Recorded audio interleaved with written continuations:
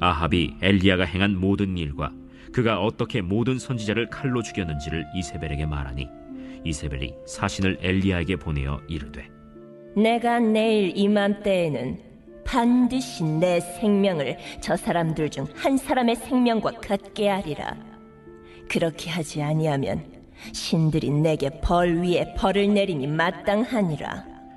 그가 이 형편을 보고 일어나 자기의 생명을 위해 도망하여 유다에 속한 브엘세바에 이르러 자기의 사원을 그곳에 머물게 하고 자기 자신은 광야로 들어가 하룻길쯤 가서 한 로뎀 나무 아래에 앉아서 자기가 죽기를 원하여 이르되 여호와여, 넉넉하오니 지금 내 생명을 거두시옵소서.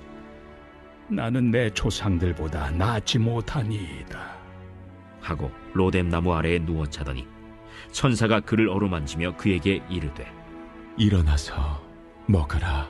본즉 머리맡에 숯불에 구운 떡과 한 병 물이 있더라.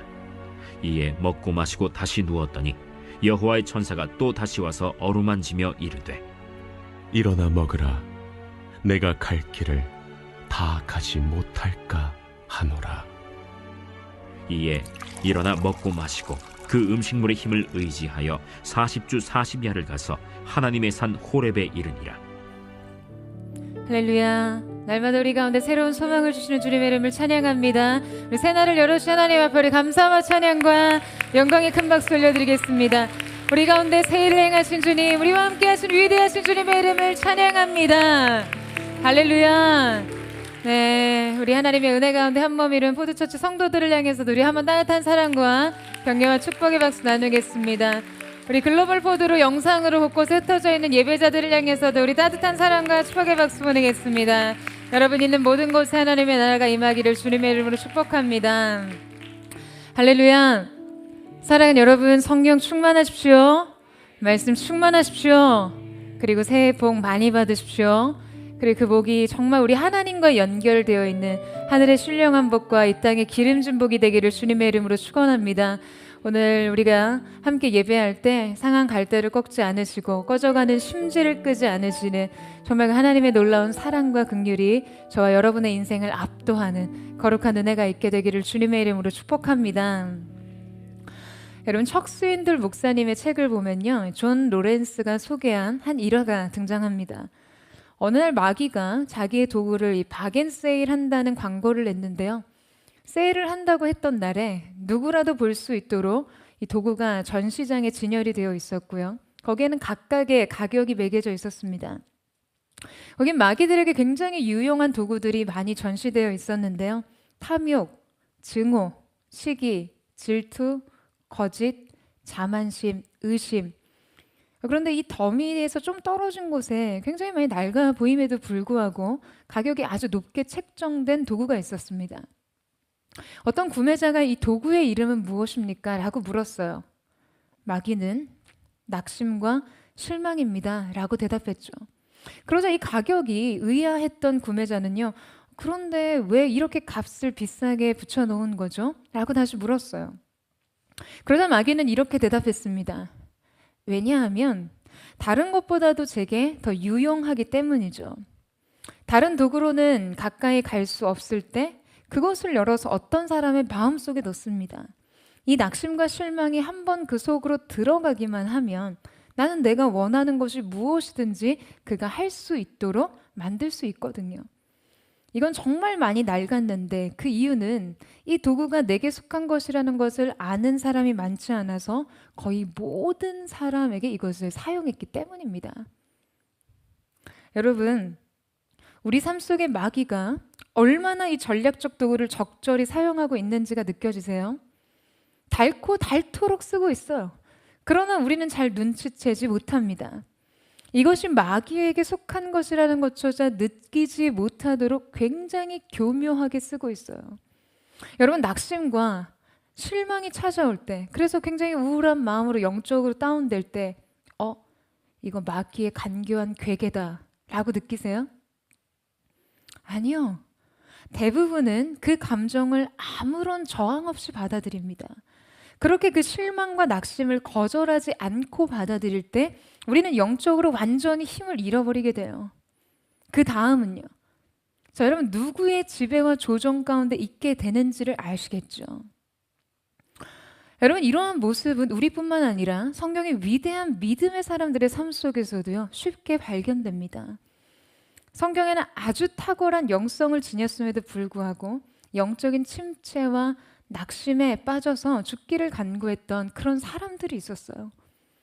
대표적인 사람이 이 모세와 엘리야였습니다. 그리고 욥, 요나, 예레미야 같은 사람들도 그런 경험들이 있었죠. 바울 역시 살 소망이 완전히 끊어지는 극심한 두려움과 낙심에 빠져서 우울을 겪었어요. 그러니까 매우 뛰어난 영성을 지닌 믿음의 사람임에도 불구하고 그들은 인생의 깊은 좌절과 낭만과 영적인 침체를 경험했습니다. 자, 오늘 우리가 함께 읽은 본문 속에 등장한 엘리야 역시 낙심과 실망이 그의 믿음을 압도하는 그런 장면을 보여줍니다. 여러분 엘리야는요 죽음을 보지 않고 산채로 병거를 타고 하늘로 올라갔을 정도로 하나님의 특별한 역사 속에 위대하게 쓰인 종이었어요. 오늘 읽은 말씀에 앞선 이 18장에서는 그가 바알과 아세라 선지자들과 850대 1로 갈멜산 대결을 펼치는 그런 장면이 나옵니다. 그 대결 후에 엘리야는요 기도를 통해서 3년 6개월이나 이슬조차 내리지 않았던 그 이스라엘 땅에 큰 비가 내리게 되죠.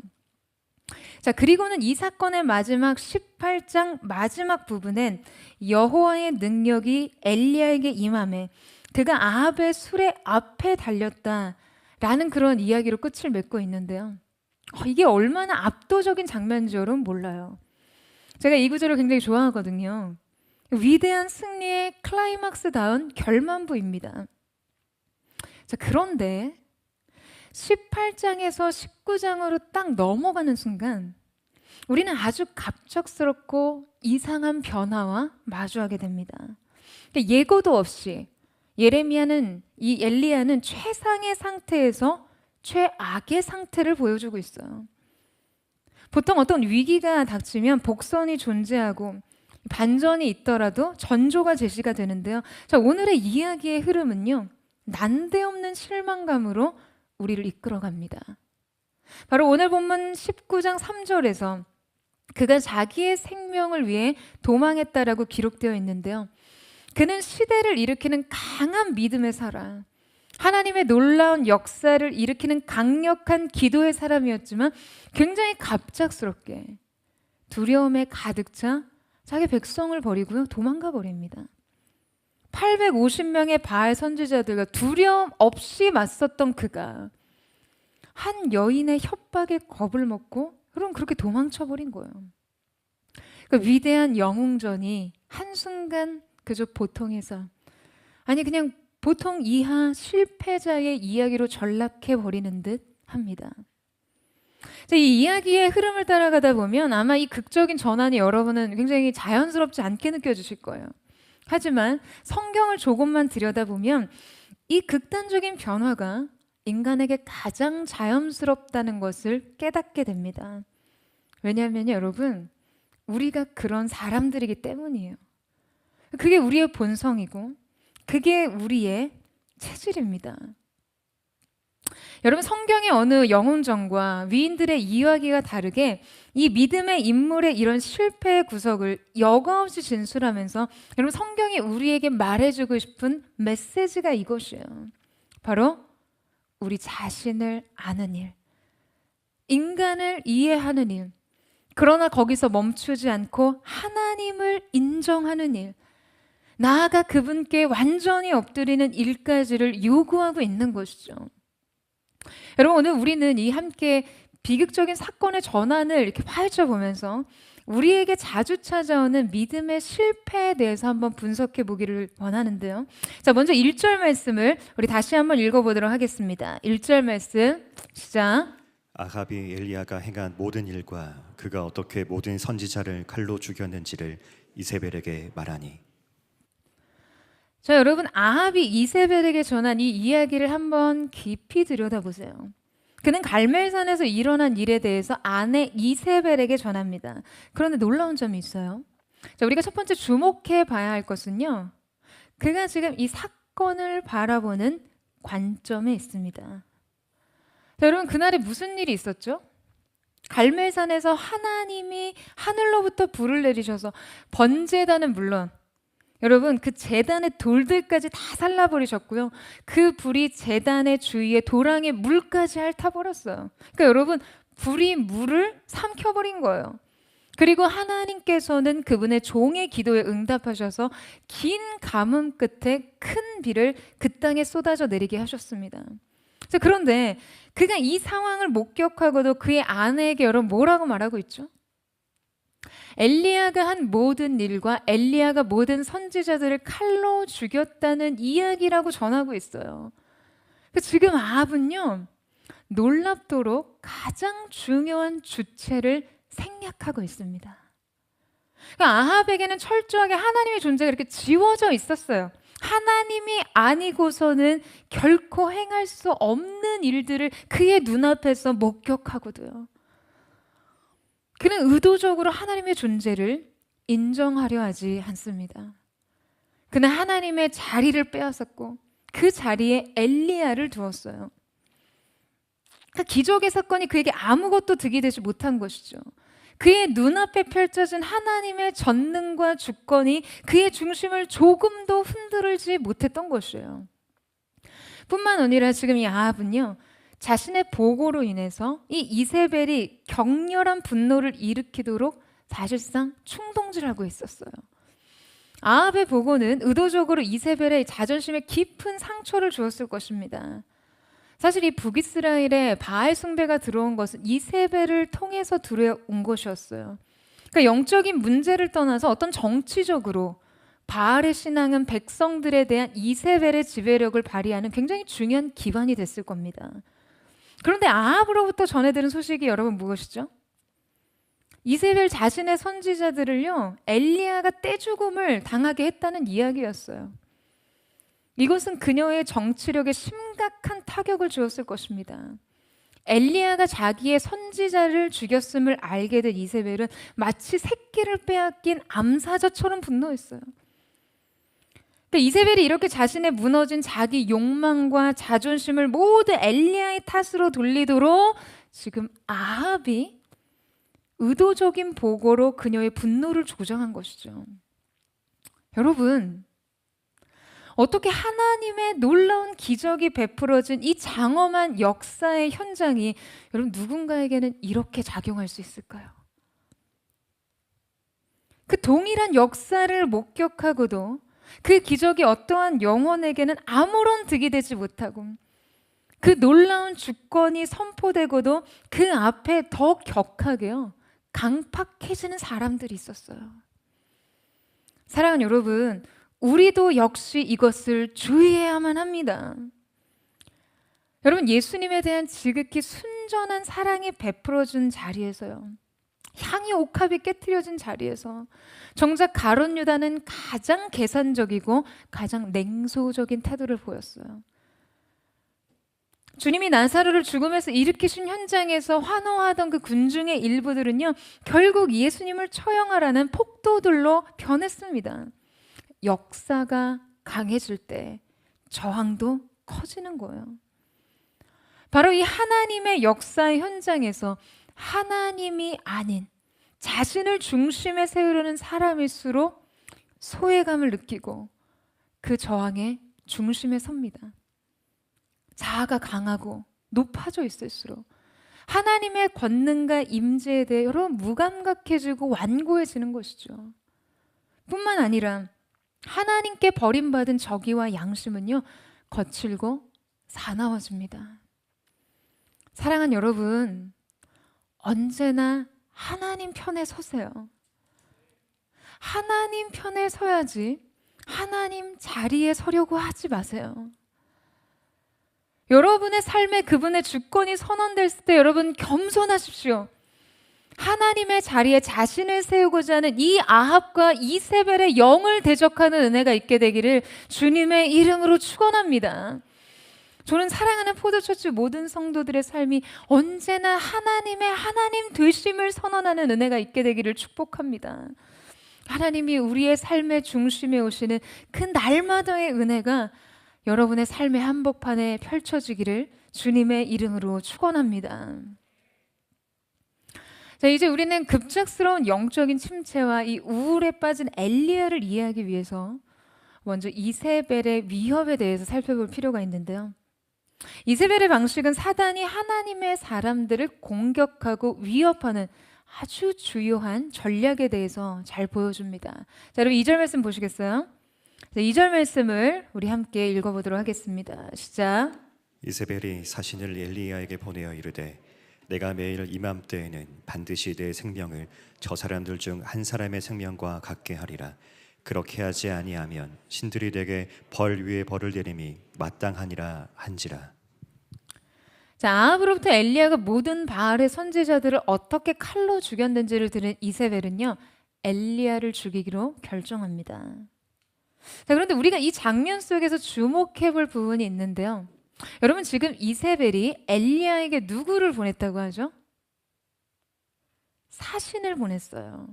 내일 이맘때에는 반드시 내 생명을 취하겠다는 그 위협을 가하기 위해서요. 근데 여러분 한번 생각해 보세요. 사실 이세벨이 정말 엘리야를 죽이고자 했다면요, 이세벨은 사신이 아닌 자객을 보냈어야 맞습니다. 그러니까 엘리야가 눈치채지 못하게 쥐도 새도 모르게 잔입을 해서 그의 생명을 취해야 여러분 그 계획이 성공을 하죠. 그런데 지금 공공연하게 사신을 보내서 내일 당신을 죽이겠다고 하더라, 이거를 전한다는 거는요, 사실상 이치에 맞지 않습니다. 굳이 이런 얘기를 왜 전합니까? 아니, 굳이 내일 이맘때일 이유가 뭐가 있겠어요? 아니, 할 수 있다면 지금 그의 생명을 취하면 되죠. 여러분, 이곳은요, 이세벨이 엘리야를 결코 해할 수 없다는 것을 의미합니다. 이세벨이 할 수 있는 것은 단지 엘리야를 위협하는 것뿐이에요. 그러니까 그를 죽이는 것이 아니라 죽이겠다고 협박하고 위협하는 것이요, 딱 거기까지입니다. 여러분, 어린 시절에 저희 시골에 가면요, 화장실이 이렇게 집과 분리되어 있었어요. 밖으로 나가야 했었죠. 게다가 그 화장실이 푸세식이에요. 여러분, 푸세식이 뭔지 아세요? 모르세요? 이렇게 구멍이 뚫려 있어요. 그리고 구멍 아래로 엄청난 양의 이 누텔라들이 작고 귀여운 구더기들이 마치 토핑처럼 이렇게 쌓여 있거든요. 그럼 또 이게 냄새가 얼마나 고약한지, 일단 화장실에 가려면 전방 몇 미터부터는 코를 사용해서 호흡을 하면 절대 안 됩니다. 오직 입으로만 숨을 쉬어야 정신이 혼미해지지 않아요. 그러니까 이 화장실을 가는 일이요, 너무 고역인 거예요. 그런데 저희 시골 경우에는요, 큰 문제가 하나 더 있었어요. 이거는 뭐 저희 사촌들에게는 엄청난 공포였는데요. 바로 그 화장실 앞에 묶여있는 엄청나게 큰 도살견이에요. 정말 여러분, 생긴 게 그 악마견 있잖아요. 어쩌다가 눈을 딱 마주치면요, 그냥 악마를 본 그런 느낌이에요. 이 짖는 소리가 또 얼마나 쩌렁쩌렁 울려대는지, 이렇게 달려들어서 짖을 때마다 묶여있던 계집이 들썩들썩 거리기까지 했어요. 그런데 그 개가 이제 화장실 가는 길목에 묶여져 있었거든요. 그러니까 어린 저희들에게 이 화장실 가는 이 절박하고 중차대한 임무가 얼마나 가혹한 일과였겠어요. 명절이니까 먹은 거는 많고, 먹었으니까 또 싸야 하고, 그러니까 그 화장실을 직면하는 일이 너무 괴로웠어요. 저희 아버지께서 7남매 중에 장남이셔서요, 저희 또래 사촌들 중에서는 이제 제가 1번이었거든요. 그러니까 화장실을 한번 가려면 이 개의 위협으로부터 동생들을 지켜야 한다는 이 막중한 책임감에 아이들을 일렬로 세워놓고 종대 횡대 헤쳐 모여 하나 둘 셋 하면 한 번에 뛰는 거야. 뭐 이런 걸 몇 번을 해야 겨우 볼일을 볼 수 있었어요. 쩌렁쩌렁 울려대는 개 짖는 소리에 동생들이 겁을 먹고 막 울기 시작하면요, 저희 할머니가 그 옆을 지나가시면서 그러는 거예요. 유경아, 너네들 때문에 한미가 아주 목줄을 짧게 묶어놨어. 그렇게 말씀을 하세요. 여러분, 이게 무슨 말입니까? 개는요, 어차피 저희를 물지를 못해요. 아무리 발버둥 치고 덤비며 짖어대도 저희가 다가가지 않는 한, 저희가 그 입에 몸을 대주지 않는 한 개가 저희에게 다가와서 저희를 공격할 수는 없다는 거죠. 여러분, 사실 사단의 위협이란 것도 바로 이런 것입니다. 쩌렁쩌렁 울려대는 그 개 짖는 소리처럼 공포심을 일으켜 한없이 위축되게 만들지만 여러분, 그것은요, 목줄에 묶인 개일 뿐이에요. 그것이 사단의 실체입니다. 여러분, 이것이 사단이 우리에게 할 수 있는 최전선의 공격이에요. 하지만 문제는 막상 우리가 그 앞에 섰을 때 우리 영혼은 두려워서 벌벌 떤다는 것이죠. 벌벌 떨 뿐만 아니라 뒤로 물러서서 돌아가게 됩니다. 보이는 대로, 들리는 대로 즉각적으로 반응하게 하는 것, 이것이 사단의 전략이라는 거예요. C.S. 루이스의 스크루테이프의 편지라는 유명한 작품이 있죠. 경험 많고 노회한 이 악마 스크루테이프가요, 조카이자 풋내기 악마인 이 워무드에게 인간을 유혹하고 넘어뜨리는 방법에 관한 쓴 이 편지의 형식의 글이에요. 이 책에서 스크루테이프가 인간을 쉽게 영적인 침체에 빠뜨리게 하는 방법에 대해서 가르치며 이렇게 말하고 있었습니다. 그는 무슨 일이 있어서라도 인간의 시선을 감각적 경험의 흐름에 두어야 하고 그것이 실제의 삶이라고 믿도록 하고 그 실제가 무슨 뜻인지 묻지 못하게 하라 라는 말이었어요. 여러분, 이게 무슨 말일까요? 그저 보이는 대로, 느끼는 대로 그것이 진짜 삶이라고 믿어버리게 하라는 것이죠. 그리고는 진짜 삶에 대해서 추호의 의심도 하지 못하도록 하는 것이 악마의 간교한 계획입니다. 사랑하는 여러분, 진짜 삶이라는 것이 무엇이죠? 어떤 것이죠? 진짜 삶이란 가려진 세계예요. 보이지 않는 영적 세계의 삶이요. 그리고 진짜 삶 안에서 사단은요, 그저 목줄에 매인 개일 뿐입니다. 아멘이세요? 그런데 여러분, 정작 우리는 어떻습니까? 정작 우리는요, 예배 안에서 그 영광 안에서 영적인 환희와 기쁨과 평강과 소망을 누리다가도 하루아침에 그저 보이는 대로, 느끼는 대로, 들리는 대로 가짜 위협과 자극의 소가 믿음을 포기하고 뒤돌아 물러서는 것이죠. 오늘도 어둠의 권세는 끊임없이 우리의 인생에 두려움의 사신을 보냅니다. 여러분, 하나님의 위대한 사람 엘리야도 마찬가지였어요. 엘리야에게 이세벨의 살해 위협은 그저 개 짖는 소리에 불과했지만 정작 엘리야는 스스로 두려움을 선택하고 자멸합니다. 그가 자기 믿음을 잃어버리자 그가 늘 보던 것을 보지 못하고 그가 주목하지 않던 것에 사로잡히게 됐어요.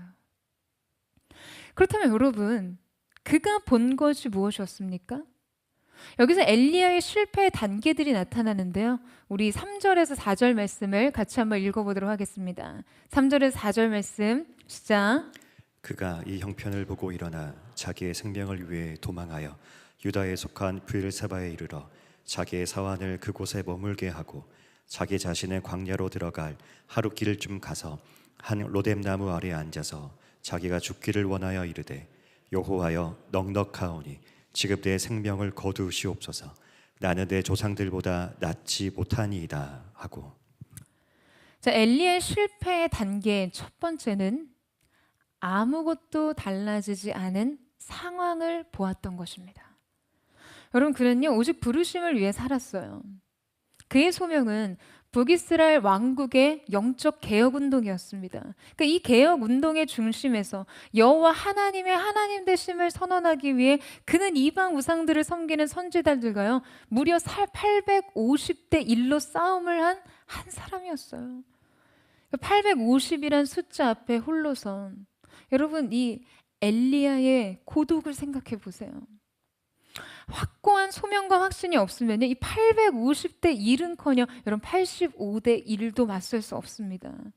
8명도 어려워요. 보통 사람은 한두 사람의 반대에만 부딪혀도 막 마음이 흔들거리거든요. 근데 지금 생각해보세요. 여러분 앞에 850명이 여러분을 대항한다고 생각해 보세요. 그는 철저하게 홀로 하나님 편에 섰습니다. 그가 이스라엘 종교개혁이라는 이 투철한 사명의식 아래서 얼마나 치열하게 서 있었는지 여러분 이 숫자가 그대로 증명해요. 온전히 성령에 휩싸인 채 이 부르심만을 향해 서지 않았다면 결코 직면할 수 없는 시험의 자리였어요. 결국 그 자리에서 그는 끈질긴 믿음의 기도를 통해 하나님께서는 우상들을 멸하셨을 뿐만 아니라 3년 반 동안의 극심한 가뭄을 물리치는 큰 비의 소식을 허락하셨어요. 그런데 그 기적이 베풀어지고도요. 그 압도적인 하나님의 영광을 보았음에도 불구하고 더욱더 강팍해진 패역한 지도자들을 직면합니다. 그의 기도의 헌신을 통해 큰 비가 온 땅을 적시고도 그 비로 생존을 위협받은 극심한 가뭄의 문제를 해결하고도요. 그들은 엘리야를 외면했어요. 배척했어요. 심지어 그를 살해하려 했습니다. 여러분, 이 실망감을 어떻게 표현할 수 있겠어요? 여러분, 그가 직면한 것은요, 아무것도 달라지지 않은 현실이었어요. 그러니까 여러분, 이 현실에 대한 감각이 그에게 얼마나 가혹하게 느껴졌을까요? 여러분, 아무리 노력해도 달라지지 않는 그 현실 앞에 서면요, 현실을 바꾸기 위해 하던 그 노력이 오히려 자기에게 독이 됩니다. 그 노력의 크기만큼 사람은 절망하거든요. 그 노력의 크기가 사람을 때려 눕혀서 다시 일어나기 힘들게 해요. 그러니까 엘리야는 완전한 탈진에 이르게 된 것이죠. 사랑 여러분, 우리는 이럴 때 정말 조심해야 합니다. 가끔 아무리 발버둥 쳐도 달라지지 않는 현실과 나아지지 않는 연약함에 이 낙심에 빠진 성도들을 만나면요, 저는 너무 마음이 아파요. 여러분, 어느 누가 그 실망감을 단순히 믿음 없음으로 탓할 수 있겠어요? 삶이 그들을 그토록 짓누르는데요. 아픔이 그들을 한시도 가만두지 않는데요. 어느 누가 그들의 노력을 하찮게 평가하고 어느 누가 그들의 몸부림을 당연한 것으로 여길 수 있겠습니까? 언제나 저도 함께 마음이 아파요. 그런데 여러분, 그때 정신을 차리지 않으면요, 우리는 우리의 삶의 노력이, 그 믿음의 몸부림이 우리를 진짜 배신하는 것을 경험할 수 있습니다. 엘리야의 눈이 사악한 왕과 왕비에게 맞춰졌을 때 그가 그것을 보기로 결정한 만큼 그녀의 분노는 여러분 그를 점령할 수밖에 없었어요. 그가 그것을 크게 보려 한 만큼 그의 마음은 두려움에 사로잡혔습니다. 그리고 바로 그때 견딜 수 없는 외로움을 느꼈어요. 견딜 수 없는 실망감을 느꼈어요. 그리고 엘리야는 실패의 다음 수순을 밟습니다. 엘리야의 실패 두 번째 단계는 그는 자기 자신을 보았다는 거예요. 오늘 보면 10절에서 여호와께서 그에게 나타나 엘리야야, 내가 어찌 여기 있느냐라고 물으셨을 때 그는 이렇게 대답합니다. 우리 19장 10절 말씀을 같이 한번 읽도록 하겠습니다. 시작. 내가 만군의 하나님 여호와께 열심히 유별하오니 이는 이스라엘 자손이 주의 언약을 버리고 주의 제단을 헐며 칼로 주의 선지자들을 죽였음이오며 오직 나만 남았거늘 그들이 내 생명을 찾아 빼앗으려 하나이다. 자, 여러분, 이 말은 첫째, 그가 자신의 중요성에 대해 너무 큰 관심을 가지고 있다는 사실을 알려주고요. 둘째, 자신이 수행한 일에 과도하게 사로잡혀 있다는 것과 셋째, 자신이 기대했던 결과를 얻지 못한 것 때문에 지금 그가 상당히 억울해하고 있었음을 보여줍니다. 이 답변에서 그는 3번이나 나, 아이라는 주어를 사용하고 있어요. 그는 변화의 중심에, 하나님의 역사의 중심에, 이스라엘 개혁의 결과적 책임 중심에 자신을 세웠습니다. 자신을 우뚝 세우고 보니 자신이 중요해졌어요. 자신의 생각이 중요하고 자기가 세운 공로가 중요했고 자신의 막중한 책임과 그 책임으로 인해 지친 자신의 상태가 중요했습니다. 그에게는 오직 그냥 비참해진 자기 자신만 보였던 것이에요. 그는 자신의 과업과 수고가 더 존중받아야 한다고 느꼈거든요. 그러니까 자신을 보느라 그는 하나님의 일을 완전히 왜곡시켜 버렸습니다. 그리고 바로 이 자신에 대한 시선이 그의 믿음을 질식시켰어요. 그러니까 여러분, 그토록 위대한 믿음의 역사를 일으킨 사명자임에도 아무것도 달라지지 않은 현실과 나 사이에 대한 이 두 가지 시선에 사로잡히면요, 한순간에 추락해버립니다. 엘리야 역시 기대했던 만큼, 믿었던 만큼, 노력했던 만큼 상황에 대해 실망했고, 믿음에 대해 회의했고, 현실에 대해 배신감을 느꼈어요. 그래서 그는 떠납니다. 어디로요? 세상의 끝으로요. 오늘 3절 말씀을 원문으로 보면 이렇게 기록되어 있는데요. 그리고 그는 보았다. 그리고 그가 일어났다. 그리고 그가 떠났다. 이 동사들은 와우 계속법으로 기술이 되어 있어요. 그러니까 연속적인 동작이 계속해서 이어서 이루어진 것을 뜻하는 것이죠. 그럼 무슨 말입니까? 그는 하나님 앞에서의 믿음의 응답과 결론을 얻기 전에 그냥 어떠한 주저 없이, 망설임 없이 이세벨의 위협에 그냥 즉각적으로 행동했다는 거예요. 그냥 도망쳤어요. 대적의 위협으로부터, 변하지 않은 현실로부터, 그리고 그토록 자신이 믿었던 하나님으로부터 도망쳤습니다. 그는 왕비가 보낸 이 사신의 위협에 겁을 먹고 자기 자신의 목숨을 지키기 위해 도망쳤다고 기록되어 있어요. 여러분, 이 엘리야는요, 담대함의 대명사죠. 그는 불굴의 용기로 우상과 맞섰습니다. 그의 용기가 한 국가의 운명을 손에 쥐고 기도의 승부수를 내던졌어요. 그런데 결정적인 순간, 여러분, 그를 넘어지게 한 건 역시 용기였습니다. 결정적인 순간 그는 용기부터 잃어버렸어요. 그러니까 여러분, 이것이 우리에게 무엇을 가르칩니까? 기대했던 한 인간에 대한 실망? 위대한 영웅에 대한 환상이 깨져버려서 여러분 실망스러우세요? 아니에요, 여러분. 이것이 인간의 민낯이에요. 우리는 오히려 이 참모습을 통해 엘리야가 보여줬던 그 불굴의 용기와 투철한 열정의 출처가요, 하늘로부터 비롯되었다는 것을 알 수 있는 것이죠.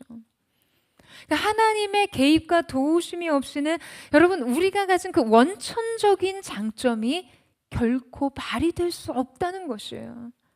오히려 그것은 위기의 순간에 치명적인 결함으로 작용할 수도 있다는 것입니다. 여러분, 질그릇 같은 우리가 위대한 하나님의 역사 가운데 뛰어들 수 있는 것은 오직 은혜의 하사뿐입니다. 여러분, 이 사실을 믿으세요? 그리고 그것이 우리에게는요, 가장 큰 희망이에요. 우리가 이 보배를 질그릇에 가졌으니 이는 능력의 심이 큰 것이 하나님께 있고 우리에게 있지 아니함을 알게 하려 함이라. 할렐루야. 능력의 심이 큰 것이 하나님께 있다는 것을 아는 인생만큼 여러분, 강한 사람은 없습니다. 그가 영적인 강자예요. 왜냐하면 필연적으로 그는 크신 하나님을 의지할 것이기 때문입니다. 사랑하는 여러분, 여러분 스스로 우뚝 서지 마세요. 여러분, 낙심에 빠져서 쓰러지지도 마세요. 그쵸, 오지. 여러분, 하나님 안에 속하십시오. 주님께만 붙어 계세요. 여러분의 한계가 그분의 전능으로, 여러분의 결핍이 그분의 충만함으로 대체될 수 있도록 그렇게 우리 주님께 밀착하십시오. 여러분, 그것이 영적 강자의 생존법입니다. 저는 저와 여러분이 바로 그렇게 우리 주님께 붙어있는 자들이 될 수 있기를 주님의 이름으로 축원합니다. 포도처치 모든 성도들이 2022년도 한 해 주님께 더 가까이 나아가는 귀한 은혜가 있게 되기를 주님의 이름으로 축복합니다. 자, 이제 자기 생명을 위해 도망친 엘리야가 하나님 앞에 기도합니다. 자, 여러분 4절 말씀 보시겠어요? 여러분, 뭐라고 합니까? 차라리 날 죽여주세요. 아니 생명을 구하기 위해서 그 먼 길을 도망갔는데 지금 죽기를 원한다니요. 아니, 죽기 살기로 도망쳤는데요. 살고 싶지가 않아요. 완전히 모순이죠. 두려워서 도망쳤지만 살아갈 이유를 발견하지 못한 그런 모순에 빠진 거예요. 자기 사명을 이탈하고 나니까 생각의 회로가 잘 작동하지 않습니다. 그리고서는 말해요. 이것으로 충분하니까 제 목숨을 가져가 주십시오. 저는 저의 조상보다 나은 것이 없습니다. 여러분, 사람이 인생의 방향 감각을 상실하면 어떤 감정에 사로잡히는 줄 아세요? 인생의 목적과 표대를 잃어버리게 되면요, 즉각적으로 자신에 대한 무가치함, 열등의식, 그리고 삶에 대한 무의미를 느끼게 됩니다. 결국에는 그냥 아무것도 하고 싶지 않은 무기력과 침체 속으로 들어가게 되는 거예요. 여러분, 이것은 영적인 도미노 현상과 같아요. 그러니까 언제든지 여러분 부르심에서 시작하셔야 됩니다. 이 사실을 믿으세요? 성경은 오늘 그가 도망간 지명과 위치를 정확하게 기술해 주는데, 지금 엘리야가 도망친 유다의 브엘세바는요, 이스라엘로부터 무려 142km가 떨어진 곳이었어요. 갈멜산과 이스라엘이 이스라엘의 최북단에 있는 것이라면 브엘세바는 이스라엘 남유다의 최남단에 있는 것이었습니다. 그는 갈 수 있는 만큼 도망쳤어요. 이것은 엘리야의 절망과 두려움이 얼마나 깊었는지를 보여주는 장면이자 이것이 그의 영적인 현주소였습니다. 결국 엘리야는 북이스라엘, 즉 하나님께서 그를 부르신 자기 사역지를 지금 완전히 이탈한 거죠. 자신에게 주어진 사명을 그가 포기했음을 보여주는 것입니다. 자, 이때 노뎀 나무 아래 지쳐 쓰러진 엘리야에게 천사가 찾아오는데요. 자, 우리 5절에서 6절 말씀을 같이 한번 읽도록 하겠습니다. 5절에서 6절 말씀 시작. 로뎀 나무 아래에 누워 자더니 천사가 그를 어루만지며 그에게 이르되 일어나서 먹으라 하는지라. 본즉 머리맡에 숯불에 구운 떡과 한 병 물이 있더라. 이에 먹고 마시고 다시 누웠더니. 자, 여러분, 하나님께서 지치고 곤고한 엘리야를 다루는 방법을 보세요. 천사가 엘리야에게 와서 그를 어루만지며 먹을 것을 주는 장면에는요, 자, 한글 성경에는 번역되어 있지 않지만 성경은 원문에서 이렇게 표현합니다.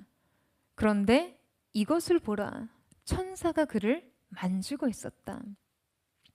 엘리야가 자신의 처지를 비관하여 죽기를 간청하고 잠이 들었는데 하나님의 천사가 이 엘리야를 만진 것은요, 전혀 뜻밖의 사건이었다는 것을 보여주는 것이죠. 여러분, 방식은 하나님의 선택입니다. 우리도 그렇잖아요. 우리의 표현 방식은 우리의 선택이죠. 엘리야를 천사의 구체적인 손길로 어루만져 회복하시길 원하시는 것은요, 하나님의 선택이었어요. 하나님은 때로 거친 폭풍 가운데 말씀하시기도 하고, 장엄한 기적의 현장에서 말씀하시기도 하고, 고요한 중에 세밀한 음성으로 말씀하시기도 합니다.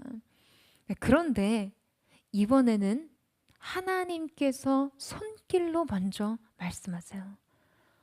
엘리야를 어루만지시는 이 손길을 상상해 보는데요, 제 마음에 너무 큰 위로가 되는 거예요. 이것은 말로 표현할 수 없을 만큼 하나님께서 자신의 종을 자비롭게 대하시고 자상한 손길로 어루만져 주신다는 것을 느끼게 하는 행위예요. 이것은 하나님의 사랑의 언어였습니다. 여러분, 사람은요, 때론 말로 하지 않아도 느끼는 것으로 무엇을 대신할 때가 있거든요. 근데 하나님께서 천사를 파견하셨어요. 그러니까 엘리야를 어루만져 주라고 보내신 거예요.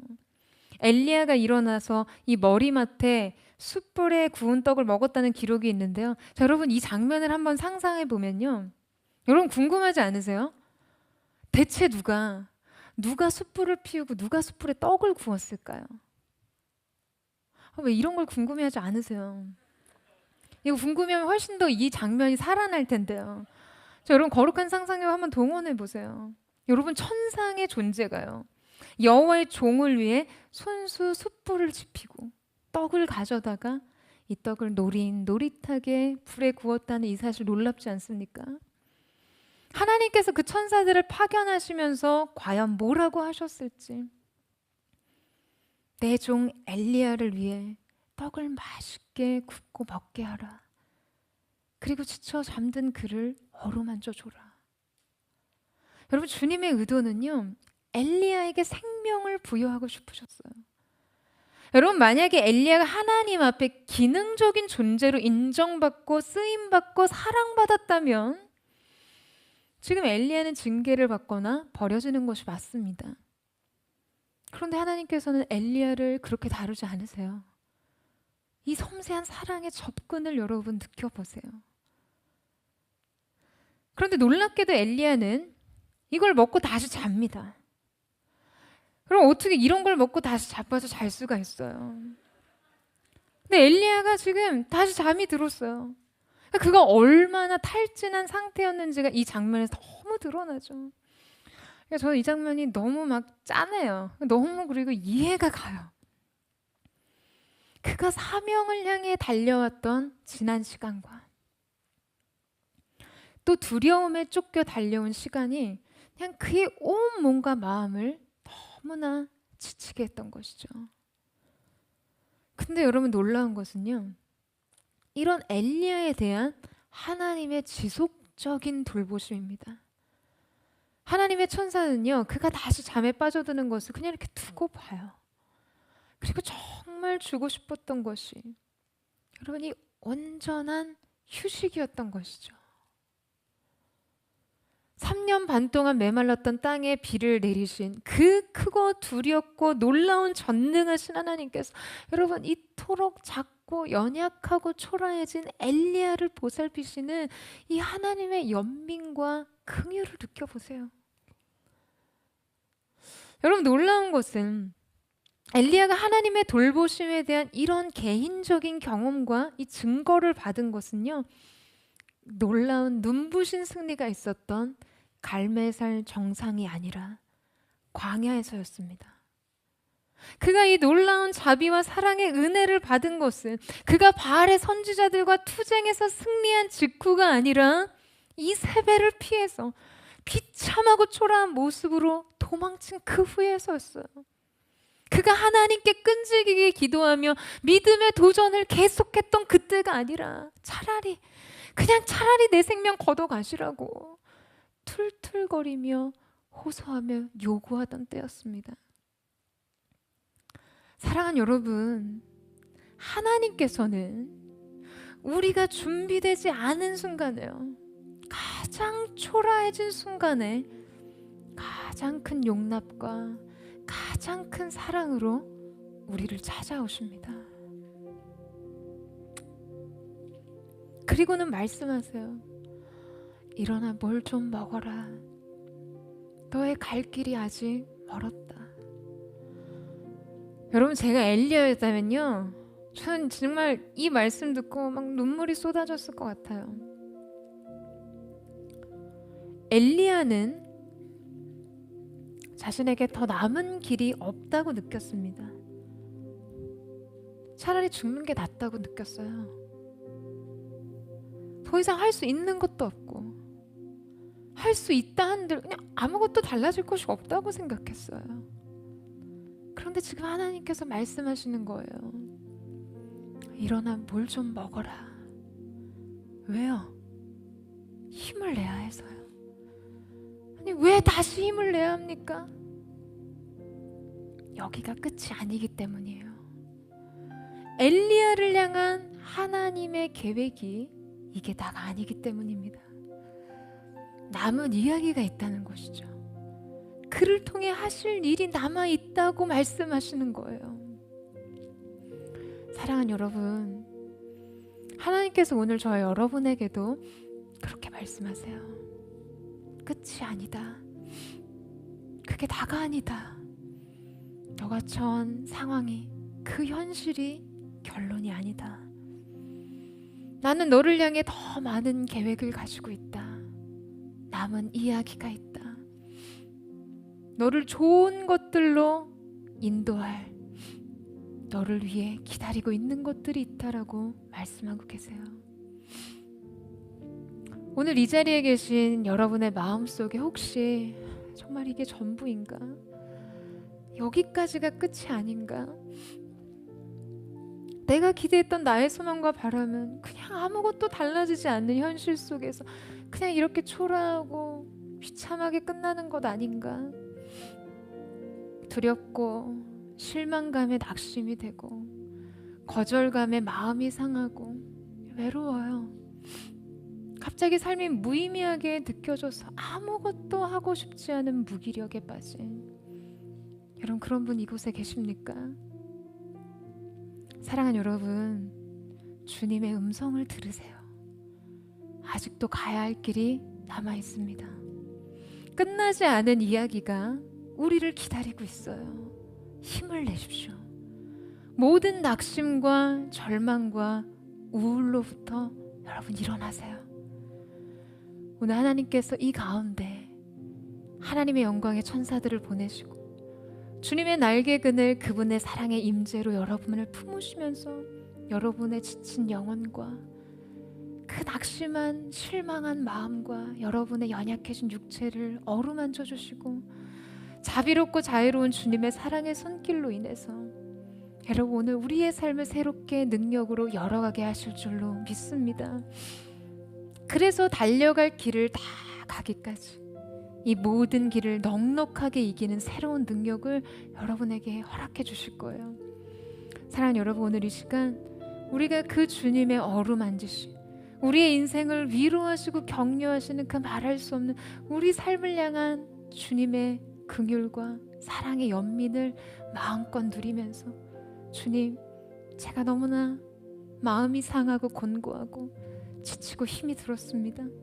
최선을 다한 삶이었지만 때로는 아무것도 변하지 않는 현실이 날 숨을 막히게 하고 나를 낙심시켰습니다. 그러나 주님, 가장 초라해지고 연약한 나의 인생 속에 주님 찾아오셔서 위로의 성령으로 기름 부어주시고 오늘 이 시간 나를 만나주십시오.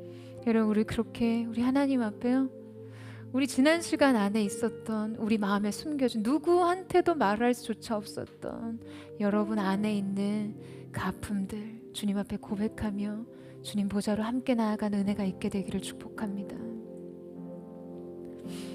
마음이 상한 자를 고치시는 주님, 하늘의 아버지 날 주관하소서.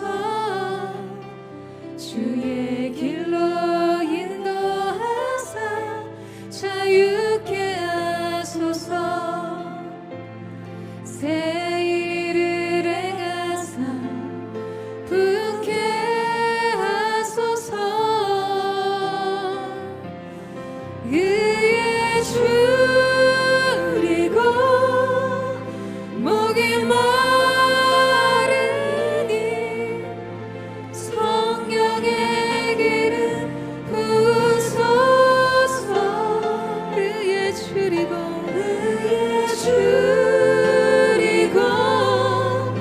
목이 마르니 내 잔을 채워 주소서. 성령으로 채우사, 성령으로 채우사 주보게 하소서. 주의 임재 속에 은혜 알게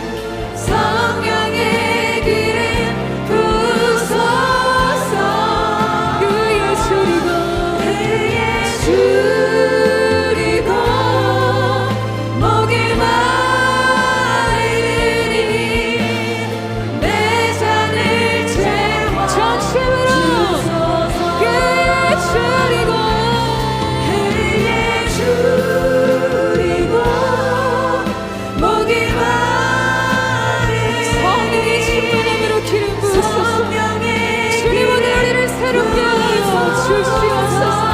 그의 줄이고 목이 마르니 내 잔을 채워. 다시 한번 그의 줄이고 목이 마르니 그의 줄이고 목이 마르니 성령의 기름 부으소서. 그의 줄이고 목이 마르니 내 잔을 채워 주소서. 사랑하는 여러분, 오늘 이 자리에 내 인생 너무 연약해졌다고 느끼는 분 있으십니까? 편하지 않는 삶의 현장의 모습으로 인해서 낙심과 실망 가운데 있으신 분 있으세요? 믿음 다 잃어버린 것처럼요.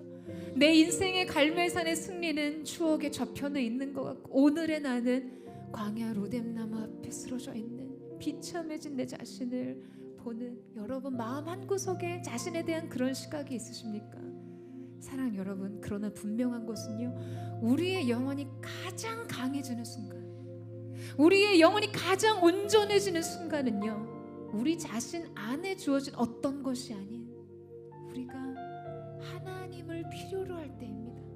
우리의 영혼이요, 주님, 내 영혼이 너무나 연약해져 있습니다. 주님, 너무나 지쳐 있습니다.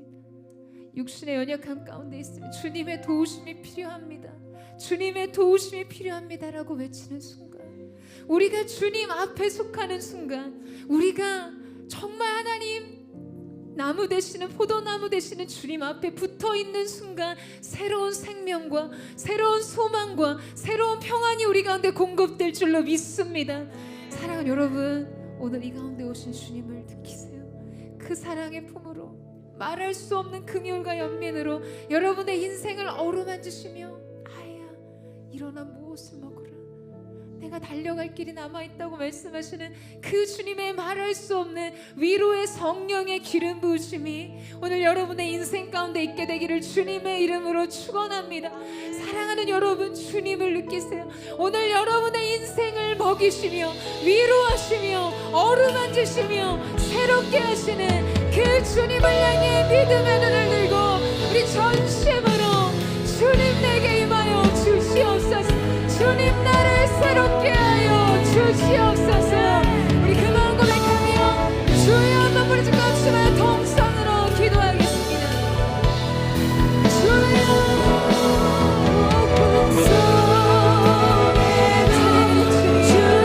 예수님의 주님을 바라보며 기도하게 나아가 우리 인생 가운데 찾아오셔서 나를 수 없는 사랑의 손길로 우리의 삶을 어루만져 주시고, 주님의 시간을 우리를 침범하지 않으시고 우리를 사랑에 보호하시며 그분의 놀라우신 은혜가 오늘 이 가운데 있을 수 있도록 주님의 이름을 올리시고 우리 가운데 주님 위로의 성령으로 기름 부어 주시옵소서. 믿음의 눈을 내어잡게 하시고 예수를 바라보는 역사를 있을 수 있도록 주여 축복하여 주시옵소서. 한 사람 한 사람의 인생 속에 깨어진 마음, 약실한 마음, 자는 인생의 삶의 연장으로 인해 말할 수 없는 실망과 찾아서 하나님의 사람들을 위로하시고, 이 시간 우리가 정신을 차리고 깨어 주님을 힘써 바라보며 믿음을 내줄 수 있는 거룩한 하나님의 사람이 될 수 있도록 주여 역사하여 주시옵소서.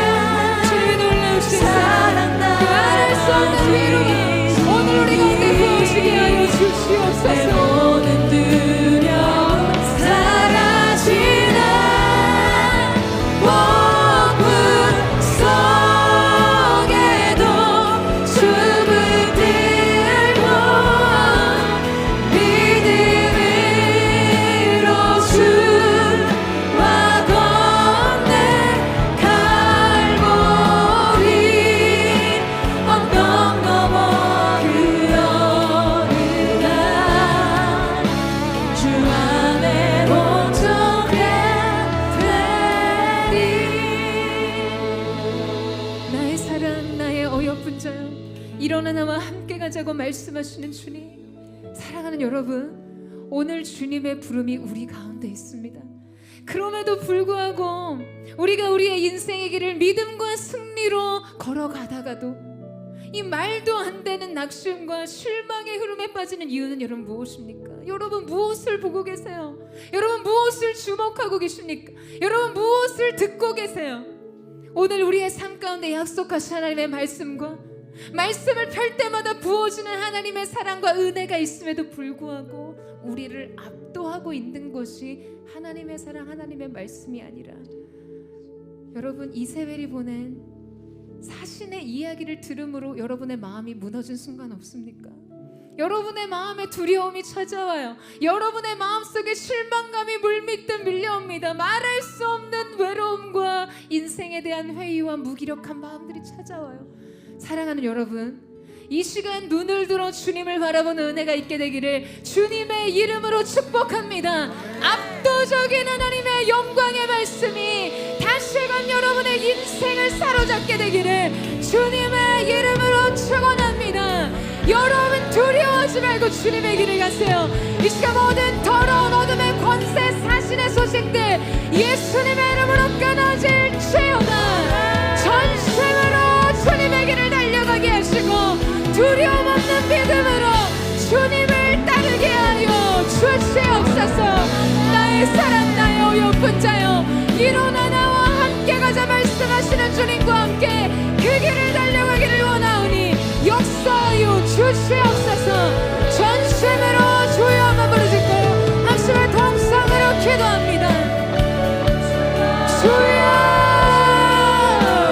이 시간 모든 어둠의 권세가 우리의 인생 가운데 보니 더러운 어둠의 사신의 소식들, 두려움과 실망과 낙심을 조장하는 모든 어둠의 권세들 예수님의 이름으로 명하노니 불길 받고 떠나게 시온아.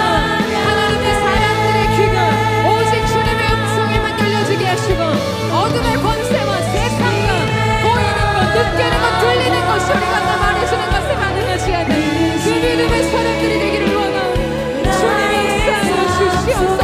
오직 압도적인 하나님의 영광에 대한 우리가 그 영광 바라보므로 우리 인생의 남은 길을 달려갈 수 있는 거룩한 은혜가 있기를 원합니다. 오직 우리 귓가에 쟁쟁하게 울려 퍼주는 주님의 음성을 듣고 그 길을 갈 수 있기를 원하오니 주님 역사하여 주시옵소서. 하나님의 사람들아 낙심하지 말지어다. 오늘 주님의 뜻이 우리 가운데 있습니다. 오늘 우리 인생을 향한 주님의 계획이 우리 가운데 있습니다. 그 뜻하심을 바라볼 수 있는 새로운 믿음과 그 영광을 향한 믿음의 시선이 우리 가운데 있게 하여 주시옵소서. 믿음의 눈을 주께로 고정할지어다. 우리를 붙드시며 사랑하시는 주님을 찬양합니다. 주님의 나라와 뜻이 나의 삶 속에 임하시며 주님 알기를 주만 보기를 소망해. 거룩히 살아가, 거룩히 살아가 힘과 두려움 없는 믿음 주신 나의 하나님 완전한 사랑 찬양해. 우리 함께 고백하며 나아갑니다. 나의 사랑, 나의 어여쁜 자, 나의 사랑, 너는 어여쁘고 창귀하다. 어느 여러분, 이것이 여러분을 향한 주님의 음성인 줄로 믿습니다. 내가 사랑스럽지 않을 때 너를 온전히 사랑하고 너와 함께하려 내가 왔노라. 주의 사랑, 주의 사랑 이 사랑은 결코 변치 않아 모든 계절 돌보시네 푸른 마르고 꽃을 시드나 주의 말씀은 신실해 실수가 없으신 신실하신 주님을 바라봅니다.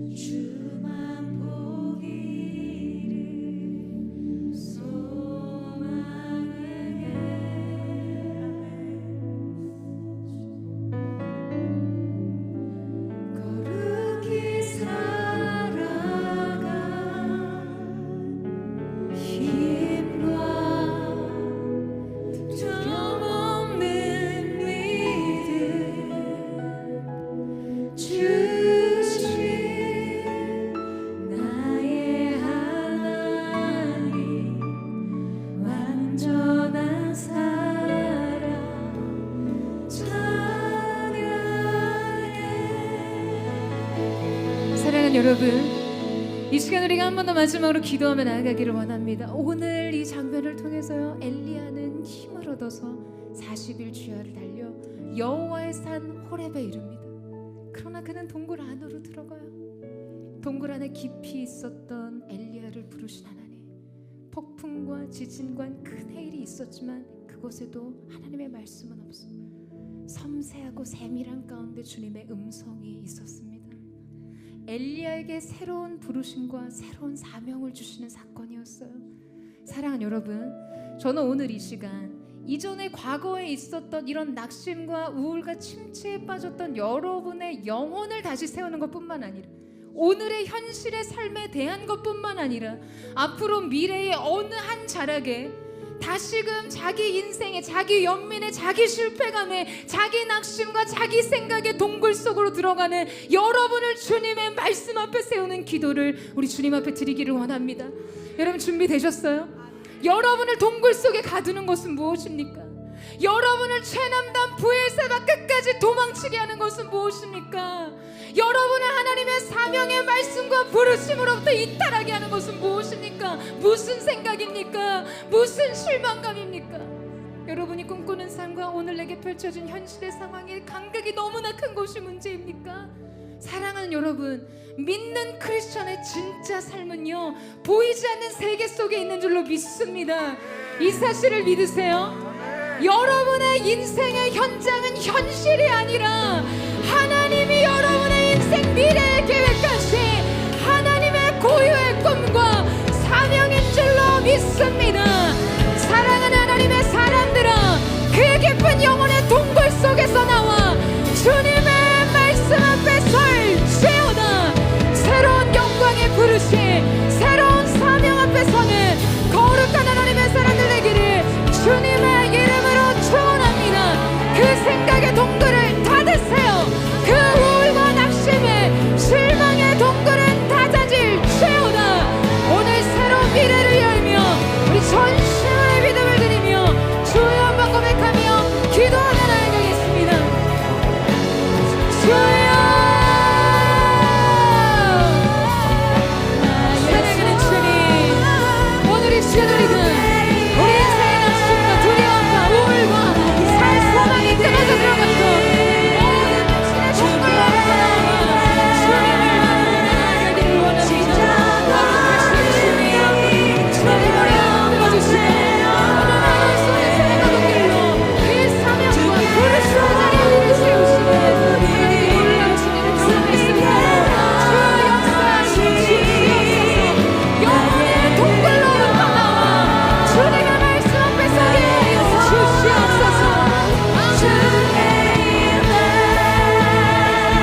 나의 믿음 주께 있네. 십자가 능력이 내 영광 되었네. 주께서 우리 승리케 하시니 나의 능력. 우리 거룩한 손을 높이 들고 믿음으로 고백하며 나아갑니다. 나의 믿음 주께 있네. 십자가 능력이 내 영광 되었네. 주께서 우리 승리케 하시니 나의 능력.